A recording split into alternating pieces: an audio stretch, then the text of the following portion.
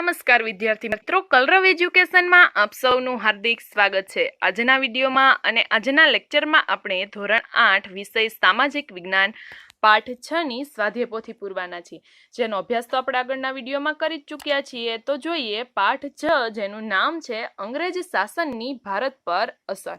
નીચે પ્રસ્તાવના આપેલી છે, જેનો પહેલો પોઈન્ટ આપેલો છે 18મી સદી સુધી ભારતના વેપાર ઉદ્યોગો કેવા હતા। તો કે 18મી સદી સુધી ભારતના વેપાર ઉદ્યોગો ખૂબ જ સમૃદ્ધ હતા। બીજો પ્રશ્ન આપેલો છે ભારતની આર્થિક સમૃદ્ધિ છે ખાલી જગ્યા સદી સુધી યથાવત રહી હતી। ભારતની આર્થિક સમૃદ્ધિ છે ખાલી જગ્યા સદી સુધી યથાવત રહી હતી। કઈ સદી સુધી આવશે? એ 18મી, બી 20મી, સી 16મી અને ડી 17મી। તો કે ભારતની આર્થિક સમૃદ્ધિ છે 18મી સદી સુધી યથાવત રહી, એટલે ખાલી જગ્યામાં તમારે 18મી લખવાનું અને બોક્સમાં તમારે એ કરવાનો। નવો પોઈન્ટ આપેલો છે અંગ્રેજ શાસન સમયે ખેડૂતો અને ખેતી। ત્રીજો પ્રશ્ન આપેલ છે બંગાળ, બિહાર અને ઓરિસ્સાની ખાલી જગ્યા સત્તા મળવાથી અંગ્રેજોને પોતાની આવક વધારવાનું વિશાળ ક્ષેત્ર મળી ગયું। બંગાળ, બિહાર અને ઓરિસ્સાની દીવાની સત્તા, કઈ સત્તા કીધી? તો કે બંગાળ, બિહાર અને ઓરિસ્સાની દીવાની સત્તા મળવાથી અંગ્રેજોને પોતાની આવક વધારવાનું વિશાળ ક્ષેત્ર મળી ગયું। ચોથો પ્રશ્ન આપેલો છે બંગાળ, બિહાર અને ઓરિસ્સામાં ખેડૂત વર્ગ પાયમાલ સાથી થયો। તો કે બંગાળ, બિહાર અને ઓરિસ્સાનો જે ખેડૂત વર્ગ છે તે શું કામે પાયમાલ થયો? તો કે અંગ્રેજોને બંગાળ, બિહાર અને ઓરિસ્સામાં મહેસૂલ ઉઘરાવવાની સત્તા મળતા તેમણે મહેસૂલ દ્વારા પોતાની આવક વધારવાનું શરૂ કર્યું। તેઓ ખેડૂત વર્ગ પાસેથી ખેતીવાડીના ભોગે વધારેમાં વધારે મહેસૂલ ઉઘરાવવા લાગ્યા। જો શું કરવા લાગ્યા? તો કે ખેડૂત વર્ગ પાસે જે ખેતીવાડી છે તે ખેતીવાડીમાંથી તે વધારે ને વધારે મહેસૂલ છે તે ઉઘરાવવા લાગ્યા। ઘણી વખત ઘરના દાગીના વેચીને પણ ખેડૂતો મહેસૂલ ભરી શકતા નહીં, પરિણામે તેને જમીન વેચી નાખવી પડી। કેટલાક ખેડૂતો શાહુકારોની ભારે વ્યાજ પ્રથાનો ભોગ બન્યા, એટલે કે જે શાહુકારો છે, જે પૈસાવાળા શ્રીમંતો છે, તેની પાસેથી ઘણા ખેડૂતોએ વ્યાજ લીધું હોય તો આ વ્યાજ પ્રથાનો ભોગ છે તે ઘણા ખેડૂતો બન્યા। વળી 1770માં દુષ્કાળ પડતા ઘણા લોકો ભૂખમરાથી મૃત્યુ પામ્યા। આમ અંગ્રેજોની અન્યાયની મહેસૂલ નીતિ અને અમાનુષી વ્યવહારને કારણે બંગાળ, બિહાર અને ઓરિસ્સાના ખેડૂતો પાયમાલ થયા। પાંચમો પ્રશ્ન છે ઈસવીસન 1770માં ભારતના કયા પ્રાંતમાં દારૂણ દુકાળ પડ્યો? એટલે 1770માં સૌથી વધારે દુકાળ છે એ કયા પ્રાંતમાં, કયા પ્રદેશમાં પડ્યો? એ બંગાળમાં, બી બિહારમાં, મુંબઈમાં અને ડી ઓરિસ્સામાં। તો ઈસવીસન 1770માં બંગાળમાં દુકાળ પડ્યો હતો। નીચે અંડરલાઈન કરી અને બોક્સમાં તમારે એ લખવાનો રહેશે। છઠ્ઠો પ્રશ્ન છે ઈસવીસન 1770માં બંગાળમાં લાખો લોકો સાથી મૃત્યુ પામ્યા।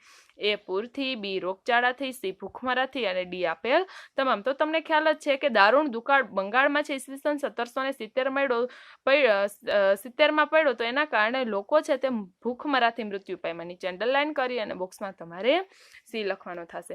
ત્યાર પછી સાતમો પ્રશ્ન આપેલો છે કોર્નવોલિસે કઈ મહેસૂલ પદ્ધતિ અપનાવી હતી? તો કોર્નવોલિસે કાયમી જમાબંધી મહેસૂલ પદ્ધતિ અમલમાં મૂકી હતી। આઠમો પ્રશ્ન છે અંગ્રેજ શાસન સમયે કેટલાક ખેડૂતો ખાલી જગ્યાની ભારે વ્યાજ પ્રથાનો ભોગ બની પાયમાલ થયા? અંગ્રેજ શાસન સમયે ખેડૂતો છે તે શેનો વ્યાજ પ્રથાનો ભોગ બની અને પાયમાલ થયા? તો કે શાહુકારો છે તેની ભારે વ્યાજ પ્રથાનો ભોગ બની અને પાયમાલ થયા। ઘણા બધા ખેડૂતો છે તે શાહુકારો એટલે કે જે શ્રીમંતો છે, પૈસાવાળા વ્યક્તિઓ છે, એની પાસેથી વ્યાજે પૈસા લેતા, બરોબર છે? તો આ વ્યાજના ડબલ વ્યાજ અથવા તો તેના 3 ગણા પૈસા કરી અને તે શાહુકારોને આપવાના રહેતા, જે ખેડૂતો ચૂકવી ન શક્યા અને ખેડૂતો છે તે પાયમાલ બન્યા। નવમો પ્રશ્ન છે કાયમી જમાબંધીનું શું પરિણામ આવ્યું? તો કે કાયમી જમાબંધી નામની મહેસૂલ પદ્ધતિ અનુસાર અંગ્રેજોએ, જો શું હતી કાયમી જમાબંધી નામની મહેસૂલ પદ્ધતિ? તો કે અંગ્રેજોએ દર વર્ષ માટે જમીન મહેસૂલ નક્કી કરે। આ ઉપરાંત તેમણે જમીનના કાયમી હક જમીનદારોને આપી પોતાની આવક નિશ્ચિત બનાવી। પોતાના પક્ષે ઉભો રહે તેવો જમીનદાર વર્ગ ઉભો કર્યો। આ જમીનદારો ખેડૂતો પાસેથી વધુ ને વધુ મહેસૂલ ઉઘરાવતા હતા। પરિણામે ખેડૂતોનું શોષણ ખૂબ થવા લાગ્યું અને ખેડૂતો પાયમાલ થવા લાગ્યા। જો શું કીધું? તો કે જમાબંધી નામનું જે મહેસૂલ પદ્ધતિ છે અંગ્રેજોએ શરૂ કરી, બરોબર છે? અંગ્રેજોએ શરૂ કરનાર આ પદ્ધતિમાં તેમણે પોતાની બાજુમાં એક સક્ષમ એવા જમીનદાર વર્ગ ઉભો કર્યો, એટલે કે જેની પાસે આ જમીનદારો છે એની પાસે 100 વીઘા જમીન, 200 વીઘા, 300 વીઘા જમીન છે, એવા જમીનદારો છે પોતાની આગળ ઉભા કરીએ, બરોબર છે? હવે આ જમીનદારો નીચે નાના નાના ખેડૂતો છે તેને આ જમીનદારો છે તે ખેડૂતો પાસેથી વધુ ને વધુ મહેસૂલ ઉઘરાવા લાગ્યા. એનું પરિણામ શું આવ્યું? તો કે નાના નાના જે ખેડૂતો છે આ શોષણમાં શોષાવા લાગ્યા અને છેલ્લે આ ખેડૂતો છે તેને પાયમાલ થવાનો વારો આવ્યો. નવો પોઈન્ટ આપેલો છે, સમાજ જીવનને લાગ્યું ગ્રહણ. 10મો પ્રશ્ન છે, મહેસૂલ ઉઘરાવવા માટે સૌ પ્રથમ કલેક્ટરની નિમણૂક કોણે કરી? તો કે મહેસૂલ ઉઘરાવવા માટે સૌ પ્રથમ કલેક્ટરની નિમણૂક વોરંગ હેસ્ટિંગે કરી હતી. મહેસૂલ ઉઘરાવવાની સૌ પ્રથમ નિમણૂક કોને કરી? તો કે મહેસૂલ ઉઘરાવવા માટે સૌ પ્રથમ કલેક્ટરની નિમણૂક છે તે વોરંગ હેસ્ટિંગ્સે કરી હતી. ત્યાર પછી 11મો પ્રશ્ન આપેલો છે, વોરન હેસ્ટિંગ્સના સમયમાં કલેક્ટર મહેસૂલ ઉઘરાવવા ઉપરાંત ન્યાયાધીશનું પણ કામ કરતા હતા. તો વાક્ય આવશે સાચું. એ મહેસૂલ તો ઉઘરાવતા સાથે સાથે ન્યાયાધીશનું પણ કામ કરતા હતા. ત્યાર પછી 12મો પ્રશ્ન છે, અંગ્રેજ રાજ્ય વહીવટને લીધે આપણા દેશની પ્રાચીન ખાલી જગ્યાની પ્રથા નાબૂદ થઈ. અંગ્રેજ રાજ્ય વહીવટને લીધે આપણા દેશની કઈ પ્રથા નાબૂદ થઈ? એ ગ્રામ્ય સ્વરાજ, બી દહેજ, સી બાળકીને દૂધ પીતી કરવી અને ડી વ્યાજ. તો એમાં આવશે ગ્રામ્ય સ્વરાજ. નીચે અંડરલાઈન કરી ખાલી જગ્યામાં તમારે લખ્યા અને બોક્સમાં એ લખવાનો રહેશે. 13મો પ્રશ્ન છે, પ્રાચીન સમયમાં દરેક ગામ એક નાના નાના ખાલી જગ્યા જેવું. દરેક ગામ શું હતું? તો કે દરેક ગામ છે તે પ્રજાસત્તાક હતું, એટલે કે દરેક ગામનો વહીવટ છે તે પ્રજા પોતે કરતી હતી, એટલે ખાલી જગ્યામાં તમારે પ્રજાસત્તાક લખવાનું રહેશે. 14મો પ્રશ્ન છે, અંગ્રેજો ભારતમાં આવ્યા તે પહેલા ગામડાનો વહીવટ કોણ સંભાળતું હતું? તો કે અંગ્રેજો ભારતમાં આવ્યા તે પહેલા ગામડાનો વહીવટ ગ્રામ પંચાયત તો સંભાળતી હતી, જે પરિસ્થિતિ હાલમાં આપણે છે તે. 15મો છે, પ્રાચીન ભારતની ગ્રામ્ય સ્વરાજ સંસ્થાઓ સલ્તનત સમયમાં પડી ભાંગી હતી. તો વાક્ય આવશે ખોટું. 16મો પ્રશ્ન છે, અંગ્રેજ સરકારે સામાજિક સુધારણાની જે રીત અપનાવી હતી તેમાંથી લોકોમાં કયો ભય ઉભો થયો હતો? તો અંગ્રેજ સરકારે સામાજિક સુધારણાની જે રીત અપનાવી હતી તેનાથી લોકોને લાગ્યું કે કંપની સરકાર ઇરાદાપૂર્વક ખ્રિસ્તી ધર્મ અંગીકાર કરાવી ભારતના ધર્મ અને સંસ્કૃતિનો નાશ કરવા માંગે છે. જો લોકોને શું લાગ્યું? તો કે કંપની છે તે ઈરાદાપૂર્વક એટલે પોતે જાણી જોઈ અને ખ્રિસ્તી ધર્મ છે લોકોને અંગીકાર કરવાનો, એટલે કે લોકોને ખ્રિસ્તી ધર્મ અપનાવવાનું કહેશે. એના કારણે શું થશે? તો કે ભારતની જે ધર્મ અને સંસ્કૃતિ છે તેનો શું થશે? તો કે તેનો નાશ થશે. 17મો પ્રશ્ન છે, અંગ્રેજોના સમયમાં રેલવે અને લશ્કરમાં ભારતની સામાજિક વ્યવસ્થાની વારંવાર અવગણના કરવામાં આવી હતી. તો વાક્ય આવશે સાચું કે અંગ્રેજોના સમયમાં રેલવે અને લશ્કર છે તેમાં ભારતની સામાજિક જે વ્યવસ્થા છે એમાં વારંવાર એની અવગણના થઈ. 18મો પ્રશ્ન છે, અંગ્રેજ સરકારે આગ્રામાં કયું ફરમાન બહાર પાડ્યું? તો કે અંગ્રેજોએ આગ્રામાં ફરમાન બહાર પાડ્યું કે દરેક હિન્દીએ અંગ્રેજને સલામ ભરવી. જો શું નવું ફરમાન બહાર પાડ્યું અંગ્રેજોએ? તો કે હિન્દુના એટલે કે હિન્દુસ્તાનના જે લોકો છે બરોબર છે તેને અંગ્રેજોને શું કરવાનું? તો કે દરેક અંગ્રેજોને તેને સલામ ભરવાની રહેશે. 19મો પ્રશ્ન છે, આગ્રામાં બહાર પાડવામાં આવેલું ફરમાનનું પરિણામ શું આવ્યું? તો કે ભારતીયોના દિલમાં અંગ્રેજો પ્રત્યે રોષ અને નફરતની લાગણી ઉત્પન્ન થઈ. નવો પોઈન્ટ આપેલો છે, ભારતીય વેપાર અને ઉદ્યોગોનો વિનાશ. 20મો પ્રશ્ન છે, હિન્દની હાથાશાળો કયા દેશોને કાપડનો બધો માલ પૂરી પાડતી? તો કે હિન્દની હાથાશાળો છે તે યુરોપ તેમજ એશિયાને કાપડનો બધો માલ પૂરો પાડતી હતી, એટલે કે હિન્દુસ્તાનની હાથાશાળો એટલે કે પહેલાના સમયમાં હિન્દુસ્તાનમાં લોકો હાથેથી જે કાપડ વણતા તે યુરોપ અને એશિયાના ઘણા બધા બીજા દેશોમાં આ કાપડનો માલ પૂરો પાડતી હતી. 21મો પ્રશ્ન છે, ભારતની કઈ વસ્તુઓની વિદેશમાં માંગ રહેતી? તો ભારતના શણ, ઊન, રેશમ, સુતરાઉ કાપડ, ઢાકાનું મલમલ કાપડ, બારીક મલમલ વગેરેની માંગ છે તે વિદેશમાં રહેતી હતી. 22મો પ્રશ્ન છે, ભારતમાંથી કઈ કઈ ચીજવસ્તુઓની નિકાસ થતી? તો ભારતમાંથી કાપડ, સુરખાર, મીઠું, સાકર, મરી મસાલા, તેજાના વગેરે વસ્તુઓની નિકાસ થતી હતી, એટલે કે આ બધી વસ્તુઓ છે તે ભારતમાંથી બીજા દેશોમાં જતી હતી. ત્યાર પછી 23મો પ્રશ્ન આપેલો છે, ભારતમાં કઈ વસ્તુઓની આયાત થતી? એટલે કે કઈ કઈ વસ્તુઓ છે તે વિદેશમાંથી ભારતમાં આવતી? તો ભારતમાં સોના ચાંદીની આયાત થતી હતી. 24મો પ્રશ્ન આપેલો છે, ઔદ્યોગિક ક્રાંતિની શરૂઆતમાં અંગ્રેજો બંગાળમાંથી આજના હિસાબે કેટલા રૂપિયા 2 દાયકાના શાસનમાં લઈ ગયા? 2 દાયકા, 1 દાયકો એટલે 10 વર્ષ, 2 દાયકા એટલે 20 વર્ષ. તો તમને પ્રશ્ન પૂછ્યો છે કે 20 વર્ષના સમયમાં અંગ્રેજો છે તે બંગાળમાંથી આજના હિસાબના રૂપિયા કેટલા રૂપિયા લઈ ગયા? એ 20 કરોડ, બી 200 કરોડ, સી 500 કરોડ અને ડી 50 કરોડ. તો એમાં જવાબ આવશે સી 500 કરોડ. નીચે અંડરલાઈન કરી અને બોક્સમાં સી લખવાનો રહેશે. 25મો પ્રશ્ન છે, અંગ્રેજોએ હિંદમાં બનતા કાપડ પર ખાલી જગ્યા સુધીની જકાત નાખી. કેટલી જકાત નાખી? એ 20%, બી 80%, સી 60% અને ડી 90%. તો કે અંગ્રેજોએ ભારતમાં બનતા કાપડ પર 80% જેટલી જકાત નાખી. નીચે અંડરલાઈન કરી ખાલી જગ્યામાં લખી અને બોક્સમાં બી લખવાનો રહેશે. 26મો પ્રશ્ન, ભારતમાં ઉત્પન્ન થતો માલ ભારતમાં જ સાથ મોંઘો પડવા લાગ્યો. શું કામે ભારતમાં ઉત્પન્ન થતો માલ ભારતમાં મોંઘો પડવા લાગ્યો? એનું કારણ શું હતું? તો કે અંગ્રેજો ભારતના ઉદ્યોગોના ભોગે ઇંગ્લેન્ડમાં ઉદ્યોગોને સમૃદ્ધ બનાવવા માંગતા હતા. આથી તેમણે ઇંગ્લેન્ડથી આવતા માલ પર ભારતમાં કોઈ જ જકાત ન નાખી. જ્યારે ભારતમાં બનેલા માલ પર ભારતમાં પણ 80% જકાત નાખી.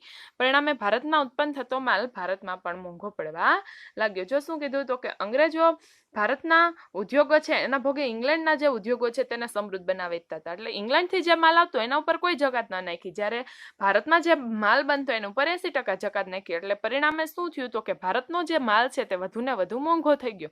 મોંઘો થઈ ગયો એના કારણે ભારતના લોકો છે તે ખરીદી શક્યા નહીં. જ્યારે ઇંગ્લેન્ડના જે માલ આવતો તે લોકો ખરીદવા લાગ્યા અને ભારતનો માલ ન ખરીદ્યા. એટલે ભારતનો માલ ભારતમાં જ મોંઘો પડવા લાગ્યો. એના પછી તમને નવો પ્રશ્ન આપ્યો છે, પ્રશ્ન નંબર 27.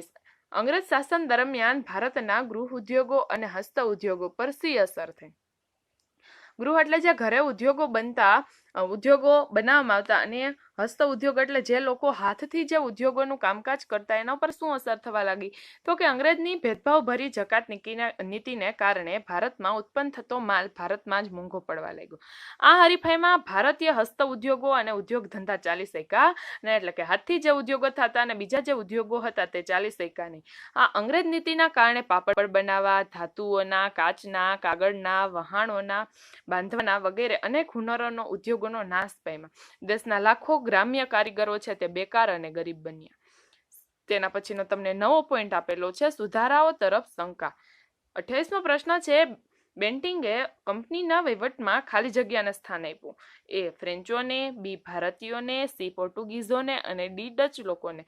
કંપનીના વહીવટમાં કોને સ્થાન આપ્યું? તો કે ભારતીયોને. નીચે અંડરલાઈન કરી ખાલી જગ્યામાં લખી અને બોક્સમાં બી લખવાનો રહેશે.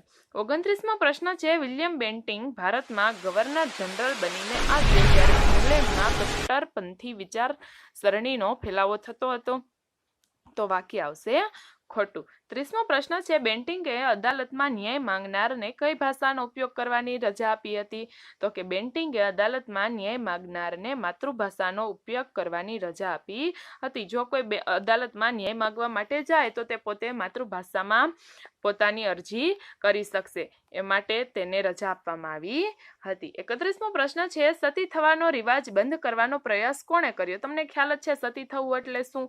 તો એનો રિવાજ છે તે કોણે બંધ કર્યો? એ રાજા રામમોહન રાય, બી રાજારામ, સી વલ્લભપંત અને ડી જ્યોતિબા ફૂલે. તો સતી થવાનો રિવાજ બંધ કરવાનો પ્રયાસ છે તે રાજા રામમોહન રાયે કર્યો. નીચે અંડરલાઈન કરી અને બોક્સમાં એ લખવાનો રહેશે. 32મો પ્રશ્ન છે, સતી પ્રથાના ક્રૂર રિવાજ પર કોણે પ્રતિબંધ મૂક્યો? તો વિલિયમ બેન્ટિંગે સતી પ્રથાના ક્રૂર રિવાજ પર પ્રતિબંધ મૂક્યો હતો. 33મો પ્રશ્ન છે, સતી પ્રથા પર પ્રતિબંધ મૂકતો કાયદો ક્યારે અમલમાં આવ્યો? એ ઈસવીસન 1858માં, બી ઈસવીસન 1829માં, સી ઈસવીસન 1868માં અને ડી ઈસવીસન 1839માં.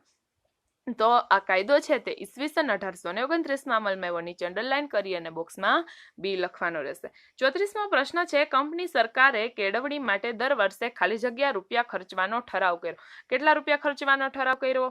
એ 50,000, બી 1 લાખ, સી 10,000 અને ડી 10 કરોડ. તો કેટલા આવશે એમાં? કંપની સરકારે કેળવણી માટે દર વર્ષે 1 લાખ રૂપિયા ખર્ચવાનો ઠરાવ કર્યો હતો. નીચે અંડરલાઈન કરી બોક્સમાં લખી અને તમારે અહીંયા બોક્સમાં બી લખવાનું રહેશે. 35મો પ્રશ્ન છે, કયા ગવર્નર જનરલના સમયમાં શિક્ષણ સમિતિની રચના થઈ? તો વિલિયમ બેન્ટિંગના સમયમાં શિક્ષણ સમિતિની રચના થઈ હતી. કયા ગવર્નર જનરલના સમયમાં શિક્ષણ સમિતિની રચના થઈ? તો કે કયા ગવર્નર જનરલ હતા? તો કે વિલિયમ બેન્ટિંગ. 36મો પ્રશ્ન તમને હવે આપેલો છે. 36મો પ્રશ્ન તમને શું કીધો? તો કે ભારતમાં અંગ્રેજી ભાષા દ્વારા શિક્ષણ આપવાની હિમાયત કોણે કરી? એટલે કે કોણે એવું કીધું કે ભારતમાં અંગ્રેજી ભાષામાં શિક્ષણ આપવામાં આવશે? તો એ હતા ભારતમાં અંગ્રેજી ભાષા દ્વારા શિક્ષણ આપવાની હિમાયત છે તે મોકેલોએ કરી હતી. 37મો પ્રશ્ન છે, મેકોલેએ ભારતમાં અંગ્રેજી કેળવણીનો વિચાર ક્યારે આવ્યો? એ ઈસવીસન 1843માં, બી ઈસવીસન 1834માં, સી ઈસવીસન 1857માં અને ડી ઈસવીસન 1829માં. તો એમાં આવશે ઈસવીસન 1834માં. નીચે અંડરલાઈન કરી અને બોક્સમાં તમારે બી લખવાનો રહેશે. 38મો પ્રશ્ન છે, ગાંધીજી અંગ્રેજી કેળવણીને શું કહેતા?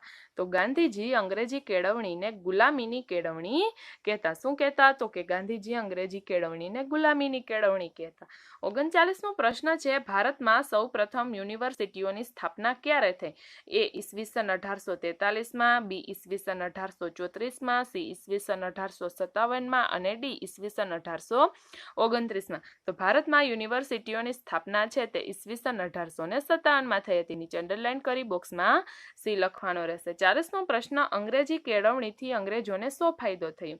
તો અંગ્રેજી કેળવણીથી અંગ્રેજોને અંગ્રેજી જાણતા કર્મચારીઓ મળવા લાગ્યા. શો ફાયદો થયો? તો કે અંગ્રેજી કેળવણીથી અંગ્રેજોને અંગ્રેજી જાણતા કર્મચારીઓ વધુને વધુ પોતાની કંપની માટે મળવા લાગી. ત્યાર પછી 41મો પ્રશ્ન તમને આપેલો છે, અંગ્રેજી કેળવણીથી ભારતીયોને કયો ફાયદો થયો અને કયું નુકસાન થયું? તો કે અંગ્રેજી કેળવણીથી ભારતીયો શિક્ષણ મેળવવા લાગ્યા અને સ્વાતંત્ર્ય માટે રાષ્ટ્રવાદી માનસ ઘડવા લાગ્યા. પરંતુ આપણા પૂર્વજોએ વિકસાવેલી પ્રાચીન વિદ્યાનો અભ્યાસ કરવાનો, પ્રાચીન વિદ્યા શીખવાનો જે લાભ છે તે ભારતીયો ગુમાવી ચૂક્યા હતા.